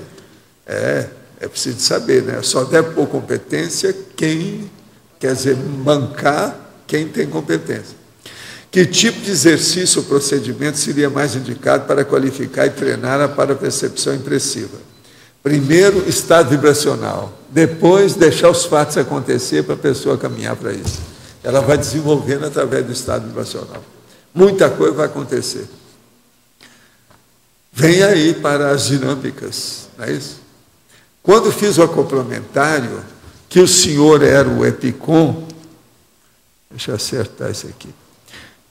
Na minha hora do experimento, o senhor me informou que a Rose Garden tinha trazido um xamã para o campo, de propósito para eu ver e para ajudar a manter as pessoas mais acordadas. Eu não consegui ver o xamã. Sou historiador e trabalhei um bom tempo com assessoria a povos indígenas. Penso que esse evento tem relação com a minha afinidade com os povos indígenas, com a natureza. O que o senhor acha? Não há dúvida que tem. Agora, seria bom você pescar de vez em quando algum amparador por aí, né? Sondar, apartar, né? Apartar extrafisicamente aí que vai encontrar alguém. Isso é importante, vale a pena. Professor, na página 26, na terceira linha de baixo para cima, crescendologia.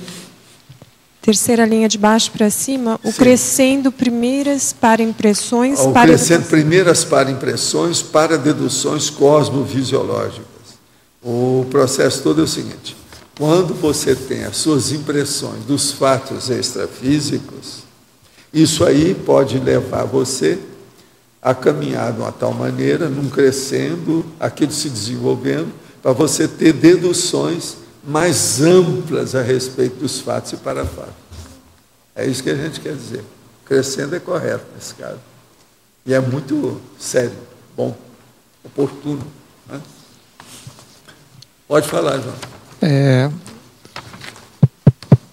O senhor sempre fala que a projeção consciente é o fenômeno mais sofisticado, é o mais completo que tem.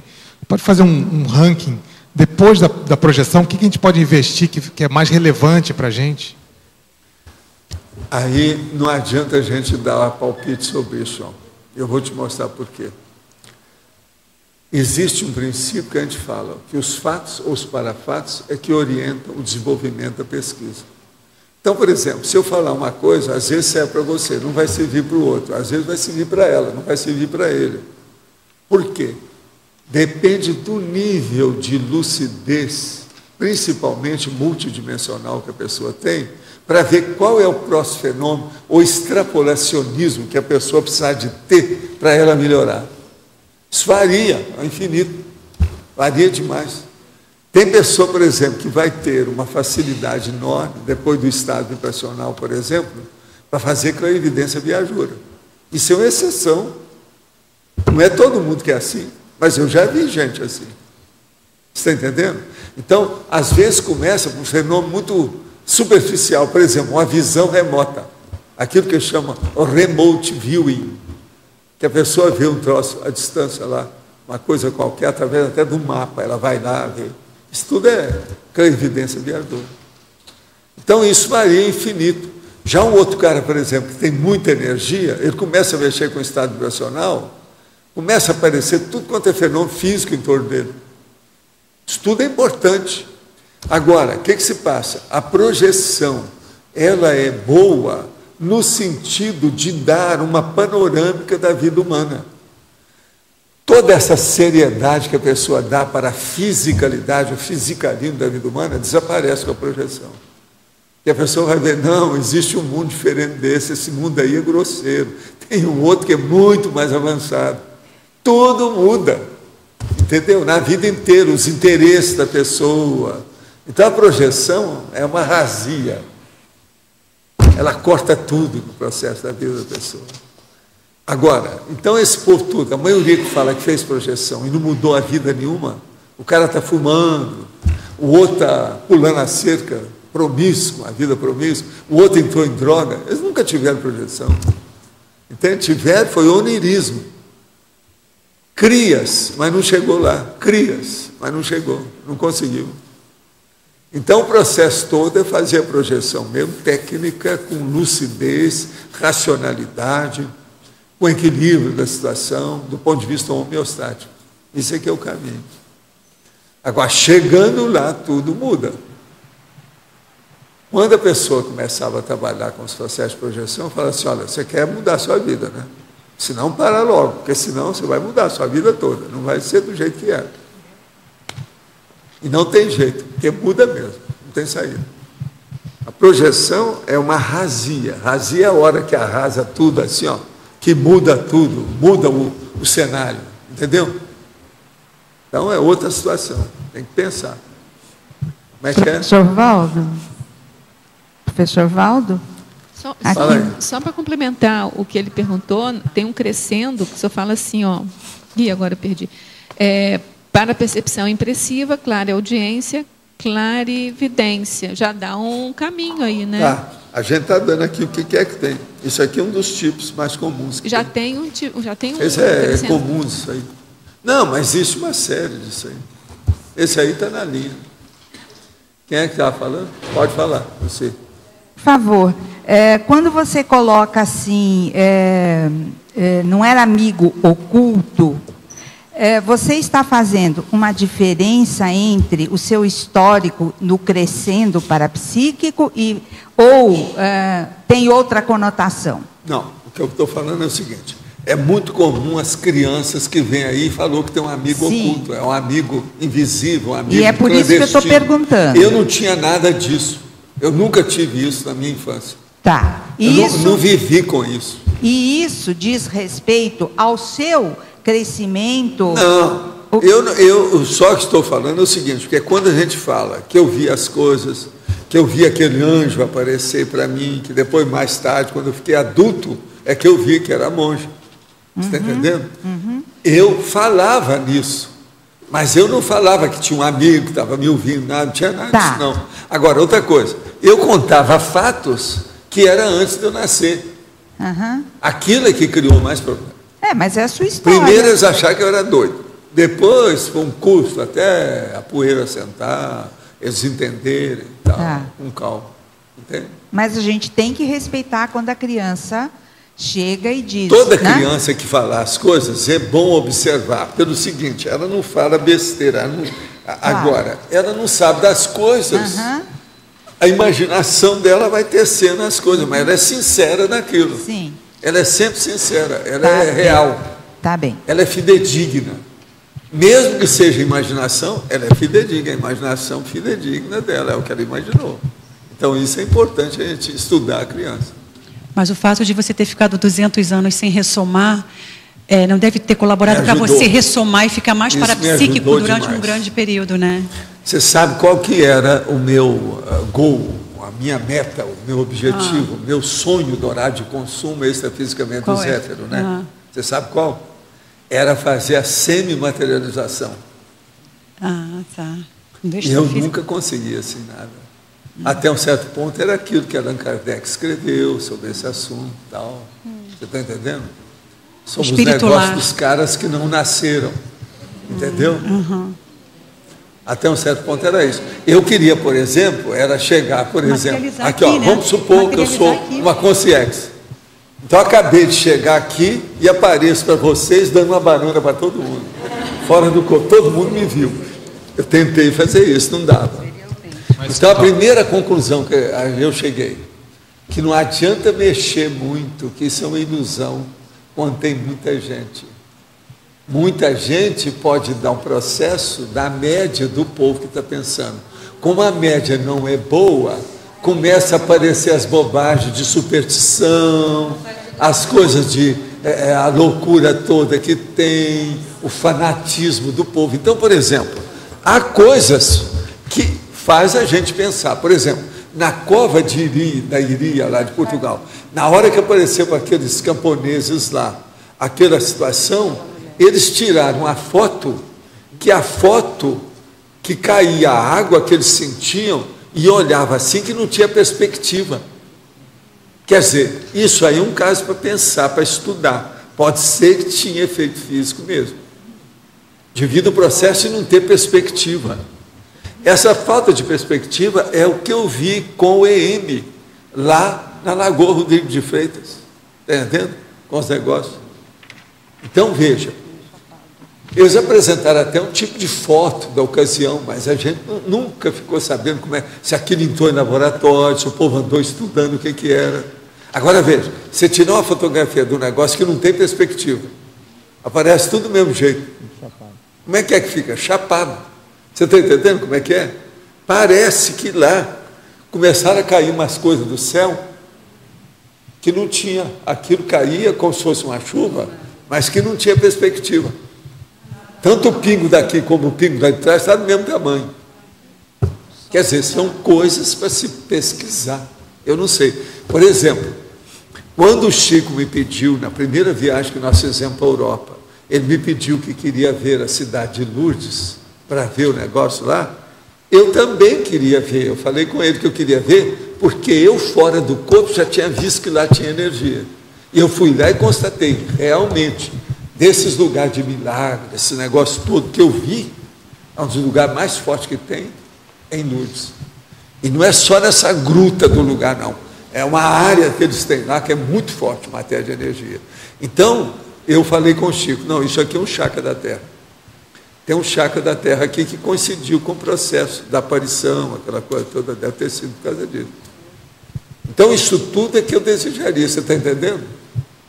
Porque se aparecesse um negócio desse hoje, pensa bem, se um cara materializasse no espaço e começasse a falar no ar, com calma, mostrando inteligência, e o povo todo filmando, fotografando por baixo para cima, de tudo quanto é jeito, ele em cima do povo, vai ter muita gente vai ficar doida. Vai virar religião. Eles não fazem uma coisa dessa porque é loucura, porque vai criar uma série de loucura.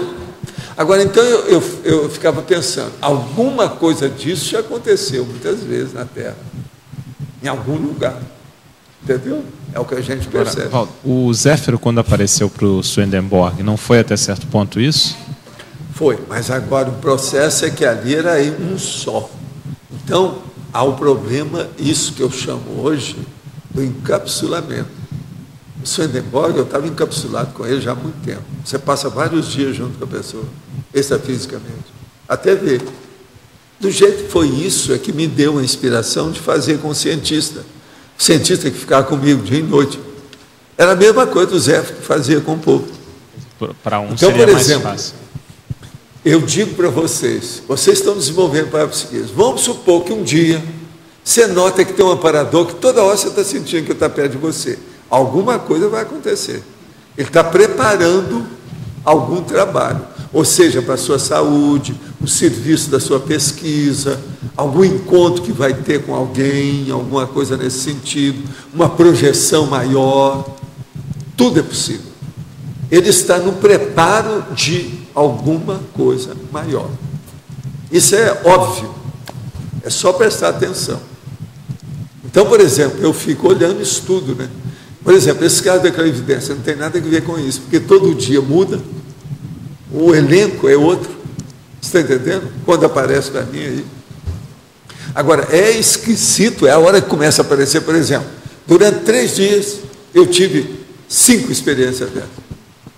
Isso é estranho. Quer dizer, são 5, eu já vou dormir, eu já não sei se a hora que eu acordar, se eu vou ver alguém. Você está entendendo? Eu já estou preparado, que deve é.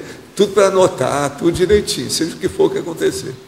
Mas quando você fez esse acoplamento durante uma temporada antes com o Swedenborg, antes de tentar aparecer na frente dele, antes de aparecer na frente dele, você e os outros amparadores davam o quê? Davam inspirações para ele, para começar a preparar? Não, eles davam tudo e eles ajudavam demais, né? Tinha muita gente que ajudava, entende? Extrafisicamente. Uma das coisas mais sérias que tem, ô João, para ajudar, é afastar as inconveniências. Quais são as inconveniências? O cachorro que vai bater lá na hora, a pessoa que está lá querendo, os outros que estão querendo entrar, é o problema que pode cair ali. Por exemplo, se aparecer com uma pessoa, não é fácil, não. Você não pode aparecer com uma pessoa que está ali na beira da escada, ela pode cair na escada e morrer. Você está entendendo como é que é? É um perigo, tem que estudar isso demais. Eu sou doutor nesse assunto. Isso aí eu estudei muito. E eu lembro de tudo. Eu lembro de um monte de fato que aparecia. Então, por exemplo, é um perigo à beira de um precipício, um lugar que tem água. Você está entendendo? Não pode. É o problema do choque. É você chegar e pá! O cara leva um susto aí, como é que faz? É a mesma coisa. Se aparecer assim, não é fácil. Agora, veja, eu fiz a experiência agora com esse corpo nessa questão das crianças. E o negócio funciona. Os meninos me viam e falavam, começavam a falar, queria conversar comigo. Entende? Agora, eu, de propósito, já aparecia mesmo com barba, desse jeito, porque isso atrai, né? A criança, seduz a criança, processo da barba branca. Isso é a maior sedução para a criança que tem. E a gente pode dizer que, por acaso, depois que vocês apareceram, não deu certo, ele começou a ter as coisas dele lá. Quando a gente vê que não deu jeito, a pessoa foi para outro viés, você deixa para lá, vamos cuidar do Mas no caso ali, a gente pode dizer que ele se assediou e ficou assediado e entrou numa condição de assédio, mas... Como é que é? Depois daquilo, vocês estavam amparando ele e investindo ajudou, nele, né? Fez o que pôde. É tanto que no diário dele tem muita coisa lá que a gente interferiu, que viu. Ele teve, por exemplo, ectoplasmia, foi o primeiro cara a descrever ectoplasmia, está no diário dele. Mas isso foi antes ou depois do Zé aparecer? Não, teve coisa que foi tudo depois. Tudo isso aí foi depois. O negócio de eu aparecer assim foi uma das primeiras coisas que aconteceu com ele. Aquilo é antes dos livros dele todo. É antes do céu e inferno, antes do diário espiritual dele, antes de tudo isso. Aquilo foi o que desencadeou o processo dele. É o que mudou a vida dele. Por exemplo, de qualquer maneira, a gente fez alguma coisa. Ele deixou de fazer arma de guerra. Eu estou falando arma de guerra. Toda arma praticamente é de guerra, mas não é. Eu estou falando redundante mesmo de propósito, que era arma de guerra grande. É coisa grande. Entendeu? Armona, grandona. Entende? Agora aqui. Gostaria que o senhor explicasse mais em parafatologia, página 25. No final da terceira linha, de cima para baixo, as parasensibilizações somáticas promovendo a sinalética, energética e parapsíquica. 25, terceira linha, de cima para baixo. As parasensibilizações somáticas promovendo a sinalética, energéticas e parapsíquicas. Está entre a terceira e a quarta. O caso todo é o seguinte: o problema é você sensibilizar seu corpo para promover a sinalética, energética e parapsíquica. O que significa isso? É a gente anotar quais os sinais, as sensações, as emoções, as vivências que eu tenho em relação ao corpo. Então, você vai notar aí nesses cursos que nós damos, as 40 manobras da energia, o problema de tudo que a pessoa sente, formigamento disso, cãibra daquilo, formigamento ali num lado, uma coisa específica do outro lado. Isso tudo aí a pessoa vai ampliando o entendimento dessa relação para ela saber e se preparar para ver o tipo de sinalética que ela tem. Eu, por exemplo, eu tenho sinalética de diversos calibres, modalidades, condições, etc. E que, com o passar do tempo, a gente tem muita experiência com isso, aquilo já aconteceu muitas vezes, você tem uma total confiança nos fatos que acontecem com a sinalética. Com o tempo, é uma das coisas que você tem confiança total. Como você tem confiança na sua mão, que você conhece. Nessa noite passada, tive um sonho bastante peculiar e bizarro envolvendo meus familiares. No final do sonho, o senhor apareceu numa sala e eu te perguntei sobre as civilizações extraterrestres. O senhor disse no sonho que os reptilianos pediram para que não falasse sobre eles. Logo depois eu acordei. O senhor poderia comentar sobre os seus encontros com os arturianos, os reptilianos e os pleidianos?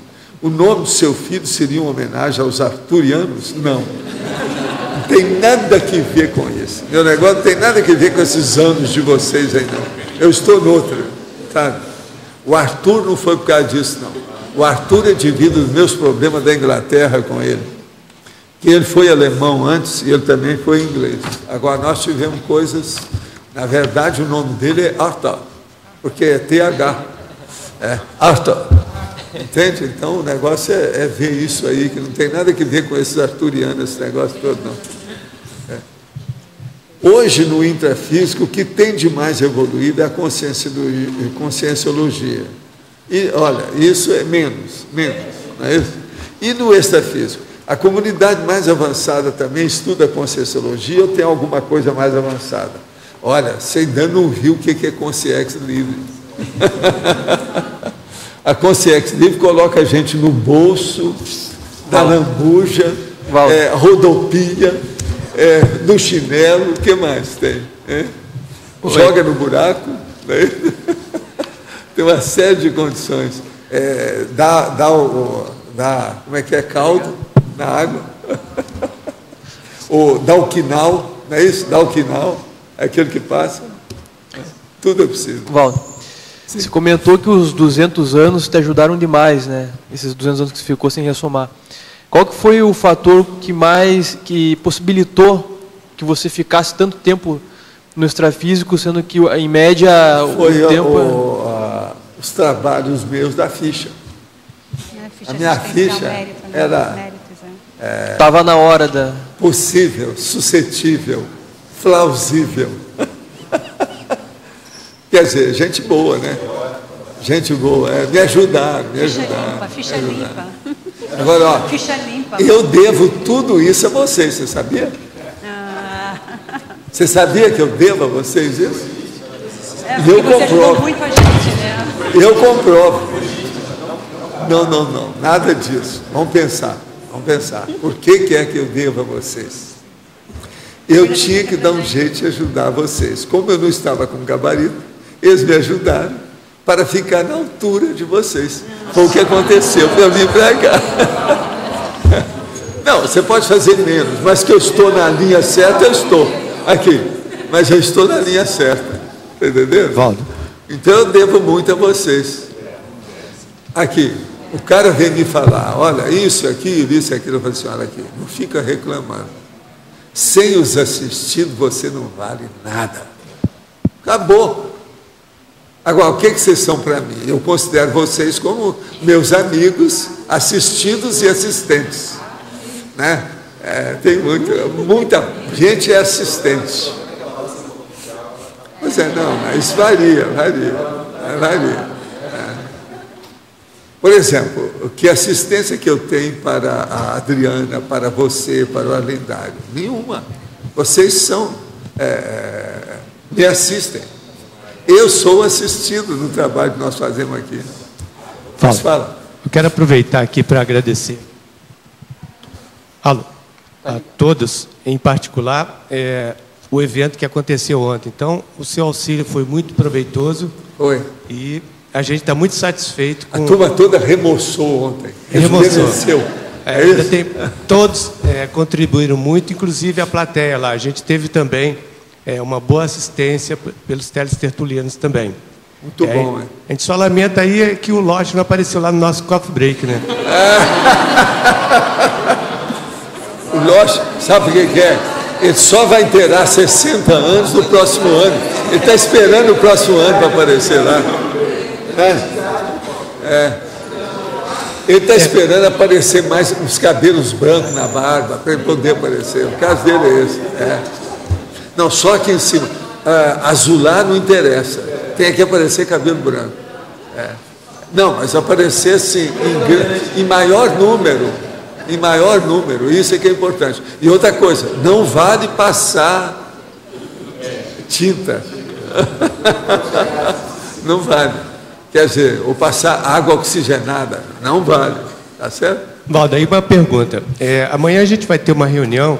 Eu queria levar para o grupo, mas queria aqui abrir uma oportunidade aqui para a gente pensar em conjunto como a gente poderia auxiliar para que se construísse aqui um crematório aqui em Foz do Iguaçu.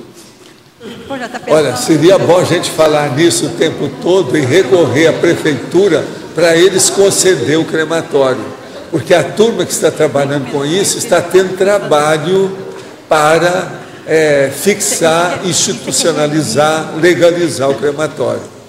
Quem é que combate isso? É o povo das funerárias.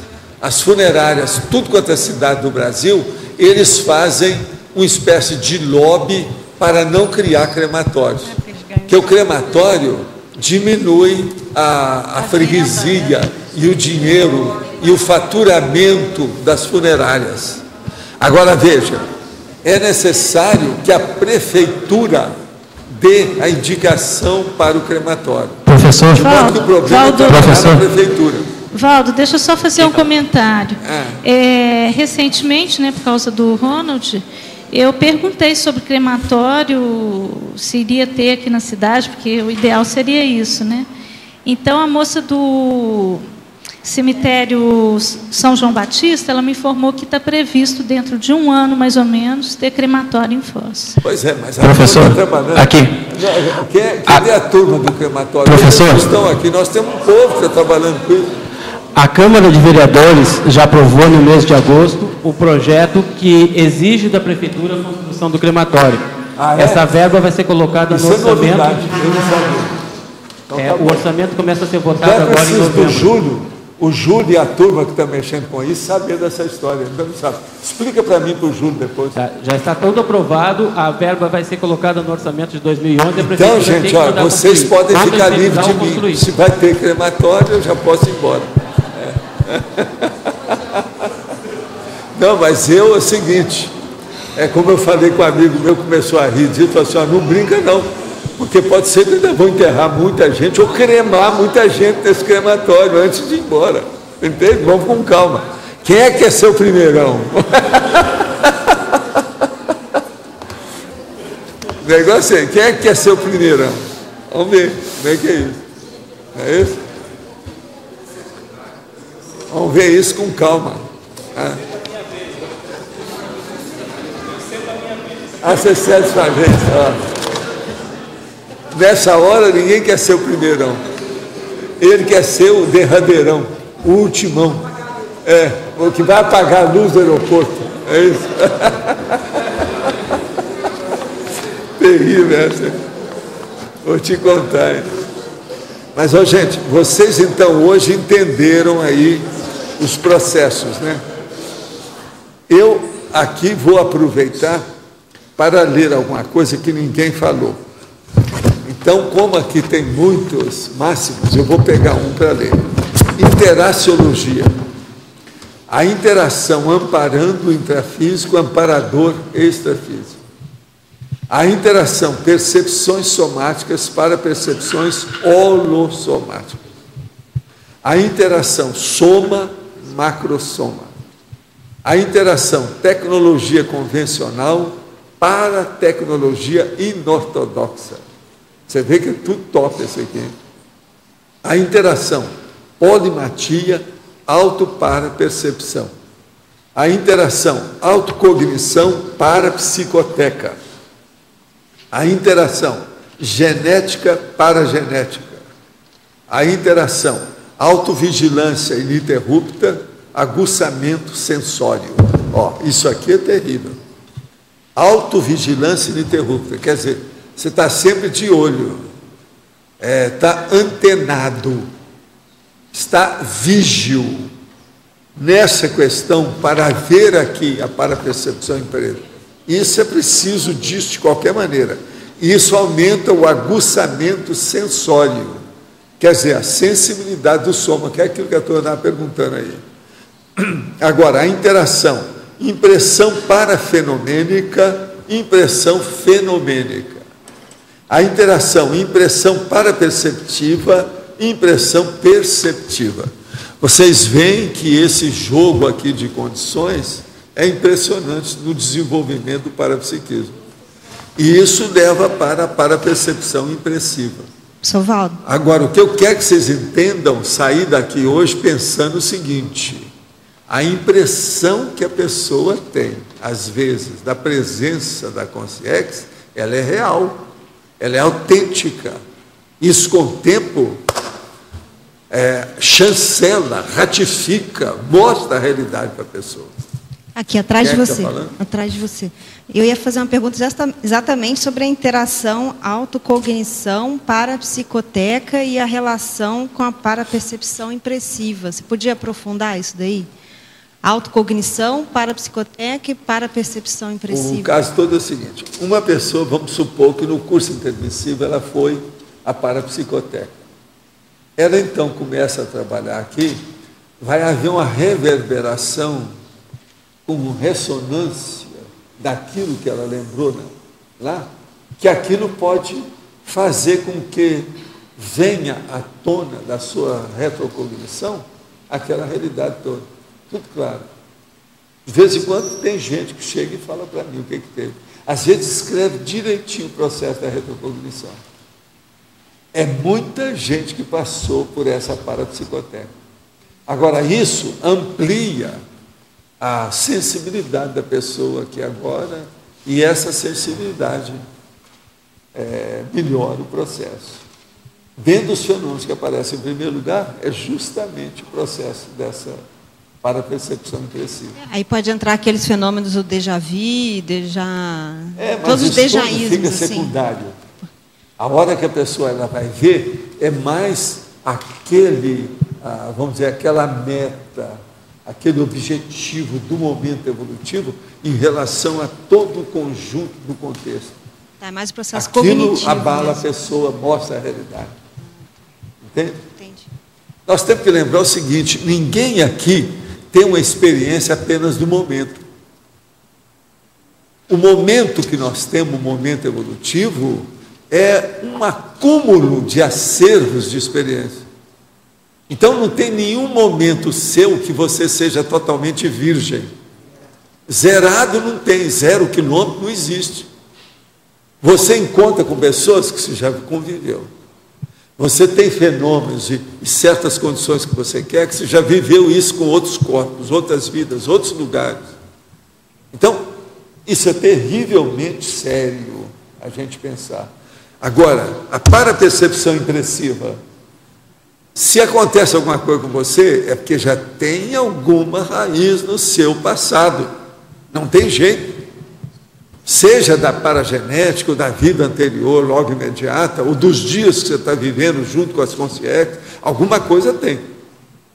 Então, é importantíssimo a gente pensar no processo do passado, tá certo? Gente, então, os nossos comerciais, por favor. Obrigada. As pontuações da tertúlia de hoje foram 103 assinaturas no livro de presença, 19 perguntas presenciais, 18 perguntas respondidas online, 45 votos presenciais, 10 votos online. Eu estou lá esperando isso há muito tempo. Eu vou trabalhar com isso.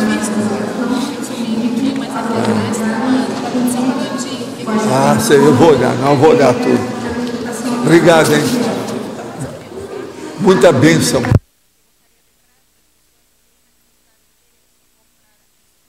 Os outros volumes que agora também podem pagar no cartão na recepção do SEAEC, ou com cheque para aqui, para o Roberto, para mim, ou Emanuel Maia. Obrigada.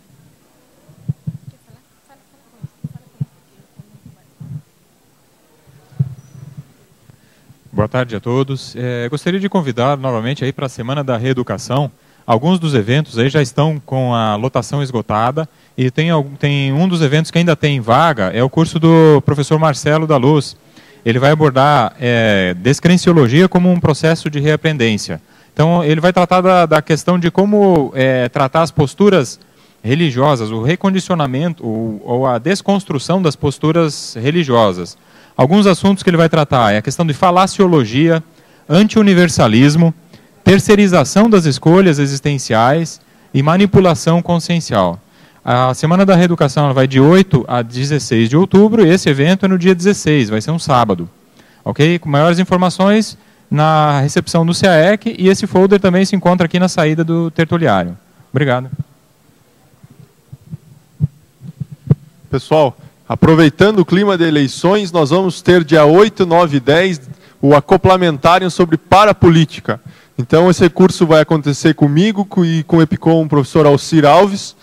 Nós estamos também testando, durante esse acoplamentário, acoplamentos de 4 minutos. Já aconteceu no acoplamentário anterior e é um teste aí que os EPICOMs propuseram para aprofundar mais a questão parapsíquica durante o campo. Então, todos estão convidados. Obrigado. Boa tarde a todos. O convite é para o curso 40 Manobras Energéticas. O curso ele será apresentado de forma teórica. O participante ele terá a oportunidade de experienciar cada manobra. As manobras são aquelas do Projeciologia, que estão na página 586. Esse curso vai ocorrer aqui no CAEC, nos dias 27 a 30 de dezembro. Informações e inscrições na recepção do CAEC ou pelo telefone 45 35 25 26 52. Pessoal, boa tarde. Para avisar que nós estamos na fase de plantio, então durante essa semana, quem quiser visitar as áreas de revegetação e participar do horário de plantio, é só comunicar ou mesmo aparecer na área. Ficou programado para hoje e para amanhã plantio na área, porém os funcionários só trabalharam pela manhã e vão folgar hoje à tarde e amanhã o dia todo. Se alguém quiser visitar a área, seja teletertuliano ou tertuliano, liga para o meu telefone e a gente marca um horário na área, acompanha o plantio com vocês ou com a família de vocês. Então, a gente está à disposição para poder explicar como é que funciona, como funciona o plantio, os benefícios dele, e às vezes a pessoa também quer saber como plantar uma árvore ou ter o gosto de plantar uma árvore. Então, fiquem à vontade, podem ligar na recepção do CAEC, pedir para me avisar, eu venho para a área e trabalho um pouco com vocês e a gente conversa a respeito. Muito obrigada por tudo. O verbete eleito para amanhã é binômio problema-solução, especialidade autoexperimentologia. Obrigada e boa tarde a todos.